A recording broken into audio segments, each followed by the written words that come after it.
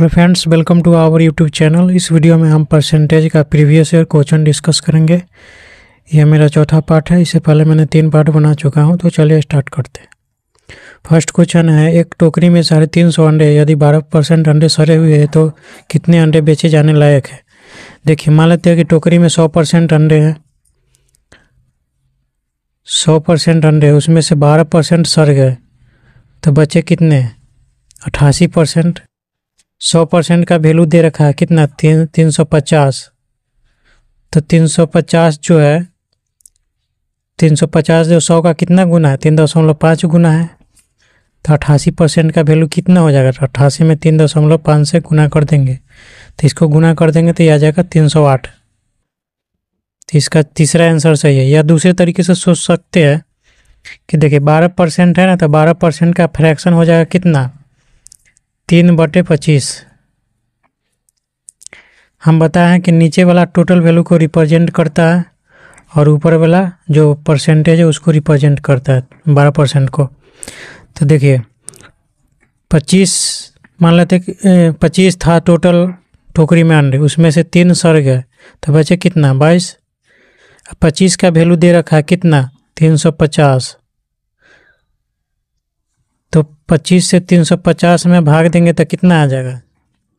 ये आ जाएगा 25 से कम 25 और 25 चौका 100, 14 आ जाएगा। तो 22 में 14 से गुना कर देंगे तो कितना हो जाएगा? 308। तो इस तरीके से भी बना सकते हैं। नेक्स्ट क्वेश्चन देखते हैं। नेक्स्ट क्वेश्चन है, एक संख्या से 15 घटाने पर वह घटकर 80% रह जाता है, उस संख्या का 40% क्या है। देखिए, मान ली कोई संख्या रहा होगा 100%, उसमें से हम कितना घटाएंगे जो 80% रह जाएगा? तो ज़रूर हम 20% घटा देंगे, तभी वो संख्या 80% बच जाएगा। अब देखिए, घटाता कितना है? 15 घटाते हैं, इसका मतलब 20% का वैल्यू कितना है? 15। तो पूछा है कि उस संख्या का 40% क्या होगा। देखिए, उस संख्या के 20% का वैल्यू 15 है, तो 40% का वैल्यू कितना हो जाएगा? 40% का वैल्यू जस्ट इसका डबल नहीं हो जाएगा? 15 में 2 से गुना कर देंगे तो 15 दूना 30, क्योंकि परसेंटेज डबल हो रहा है तो नंबर भी डबल हो जाएगा। इसका तीसरा आंसर सही है। नेक्स्ट क्वेश्चन देखते हैं। नेक्स्ट क्वेश्चन है, 7200 के 33.1/3% के 3.1/4% के 17.1/2% का मान कितना होगा। देखिए, एक चीज़ हमको आपको बता दिए थे पिछले क्वेश्चन में कि 33.1/3% का फ्रैक्शन वैल्यू होता है 1/3, ठीक ना। तो लिखेंगे 7200 गुने 1/3 और ये हो जाएगा 4 × 12, 12 में 1 जोड़ देंगे तो 13/400 और ये जगह 17 जूना 35/200। अब देखिए 2 0 से 2 0 कट गया।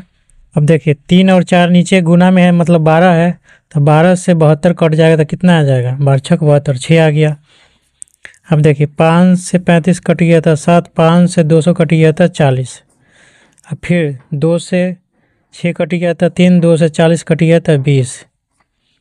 अब इसको गुना कीजिए, 63 91, 91 में 3 से गुना कर देंगे तो कितना हो जाएगा? 91 में 3 और 9 × 27 बट्टे में 20। अब 20 से इसमें डिवाइड कर देंगे तो 20 से कम 20, 20 × 60, मतलब 13 दशमलव से ज़्यादा आंसर आएगा, मतलब तीसरा आंसर सही होगा। देखिए 2 अंक तक निकाल लिए ना। अब 2 अंक तक मतलब 13 वाला एक ही ऑप्शन है, तो इससे आगे हमको कैलकुलेट करने की ज़रूरत नहीं है। नेक्स्ट क्वेश्चन देखते हैं। नेक्स्ट क्वेश्चन है, यदि किसी संख्या के 40% और उसी संख्या के 30% का योग 70 है तो वह संख्या कौन सी है। देखिए, एक चीज़ समझ लीजिए परसेंटेज में कि 100 ही एकमात्र ऐसी संख्या है जिसकी जितनी प्रतिशत का वैल्यू पूछे ना उसका मतलब वही संख्या होता है। मान लीजिए हम 100 के पूछे कि 10% का वैल्यू कितना होगा तो 10, 20% का वैल्यू कितना होगा तो 20, हम पूछे कि 70% का वैल्यू कितना होगा तो 70। तो 100 ही एकमात्र ऐसी संख्या है जिसके जितने प्रतिशत का वैल्यू पूछे उसका वैल्यू उतना ही होता है। 20% का वैल्यू 20, 70% का वैल्यू 70।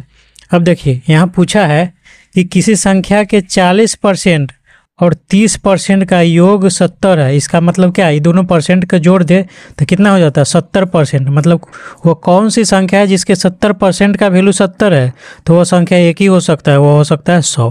तो इसको ऐसे बिना कैलकुलेट किए बना सकते हैं। नेक्स्ट क्वेश्चन देखते हैं।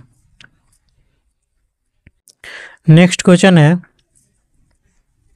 एक संख्या के 44% और उसी संख्या के 33% के बीच का अंतर 286 है, तो उस संख्या के 24% क्या होगा। तो देखिए दो संख्या के 2% का अंतर दिया है कितना 286, 44% और 36% के बीच का अंतर है।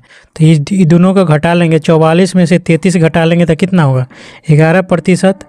मतलब 11% का वैल्यू हमको दे रखा है 286, तो 1% का वैल्यू कितना होगा। तो 286 में 11 से डिवाइड कर देंगे तो कितना हो जाएगा 11 दूना 22, 11 छक 66, 26 हो गया। तो बोला है अब 100% का वो नंबर होगा जो 100% जरूर होगा, तो 26 में 100 से गुना कर देंगे तो नंबर आ जाएगा कितना 2600। अब बोला है कि उस संख्या के 54% क्या है, तो 2600 का 54%।